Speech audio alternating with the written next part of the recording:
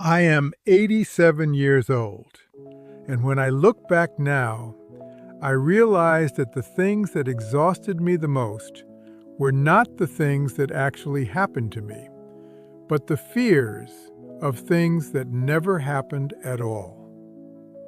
My name is Walter. Today, I don't want to tell you a long story. I want to share a few truths I learned after living a long life. I understood it late, but I understand it now. A person is not only broken by the hardships of life. Sometimes he is broken by believing every thought that enters his mind. Not every thought is the truth. Not every fear is a warning. Not every worry is responsibility. Sometimes a person thinks he is protecting his life, when in reality, he is turning his life into a waiting room. I'll finally be at peace one day, he says, when the debt is paid off, when the children grow up, when the house is fixed, when things at work settle down, when my health gets better, when everyone is finally pleased with me. But if the way a person thinks does not change, then as soon as one worry ends, another one begins. Because peace is not only about life becoming quiet around you.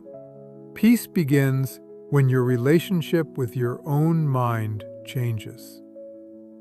I understood this very late. When I was young, I thought thinking too much meant being wise. Now I know that overthinking is often just getting tired around the same fear again and again. A wise person is not someone who thinks about everything.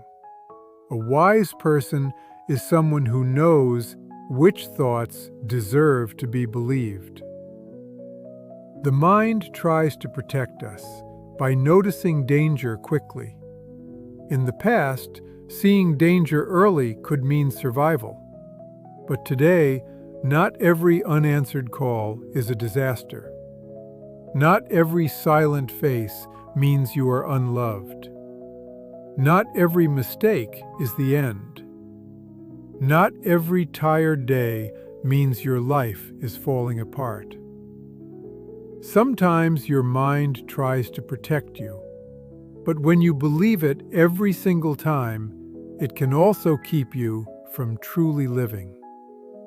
For many years, I looked for happiness in the wrong place. I thought happiness meant that everything had to be perfectly in order.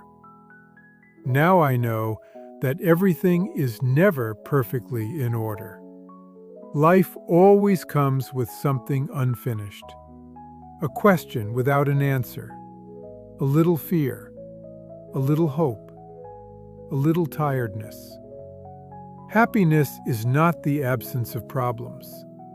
Happiness is not losing yourself completely in the middle of them. A simple life does not mean a poor life. A simple life means not drowning in thoughts that do not need to be carried. It means drinking a cup of tea without pouring the weight of your entire life into that cup. It means trying to see the person in front of you as they are, not through the fears inside you. I understood this late. Life itself is often simple. What makes it heavy are the stories we build inside our own minds. I loved my children very much, but sometimes my love reached them in the form of warnings. Be careful. You might fall.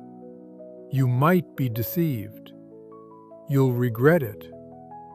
Don't be too happy. I thought I was teaching them about the world. Now I understand that we do not only teach our children with words, we also teach them how life should feel. If every joy in a home is followed by fear, then a child grows up learning to doubt happiness itself. One day, my daughter said to me, "Dad, even when something good happens, I can't fully enjoy it." That sentence became a mirror I received too late. I had wanted to protect her future, but maybe I had taught her to fear the future instead. Sometimes a person becomes a parent before healing his own wounds, and then he passes those wounds on, thinking it is guidance. Now I believe that one of the greatest gifts a person can give his family is a calm nervous system. A home does not have to be perfect, but a person should be able to feel safe there.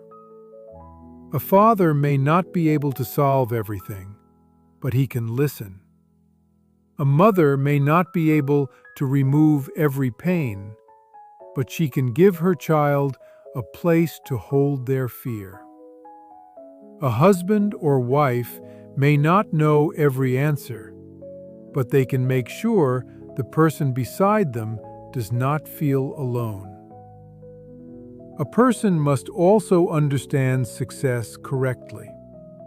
For years, I believed that once success came, my worries would disappear. But an anxious mind can find fear even inside success. You earn more, and then you fear losing it. You become more known, and then you fear being seen making a mistake. You take on more responsibility, and then you fear falling apart. So success is not a complete answer for a person who has no peace within. Success is a part of life, but it is not a substitute for inner calm. There is something else I learned late about time. We measure time in years, but life is often measured by attention. Someone can sit beside you for 5 minutes and truly listen to you, and you may remember that person for the rest of your life. Someone else can live with you for years, but always be somewhere else in their mind, and you can still feel alone beside them. So being present is not only about being there physically. Being present requires awareness. If there is a problem, take one step toward it. If something needs to be said, say it. If you need to see a doctor, go. If you need to apologize, do not delay. But if, after taking action, your mind keeps repeating the same fear 1,000 times, understand this: you are no longer solving a problem. You are feeding a habit of worry. At my age, a person realizes many things late. You begin to understand that the most valuable things in life do not arrive loudly. An ordinary morning, a breath without pain, the voice of someone you love, a mistake that has been forgiven, a late but sincere "I'm sorry." The fact that your child still wants to tell you something.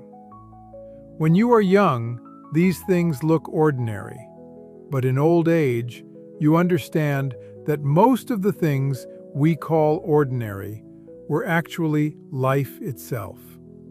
The greatest peace is not being certain that everything will be fine. No one can be certain of that. The greatest peace is not losing today completely, even when you do not know what tomorrow will bring. A person can still be kind in the middle of uncertainty. He can still listen while feeling afraid. He can still hold the hand of someone he loves while carrying worry inside.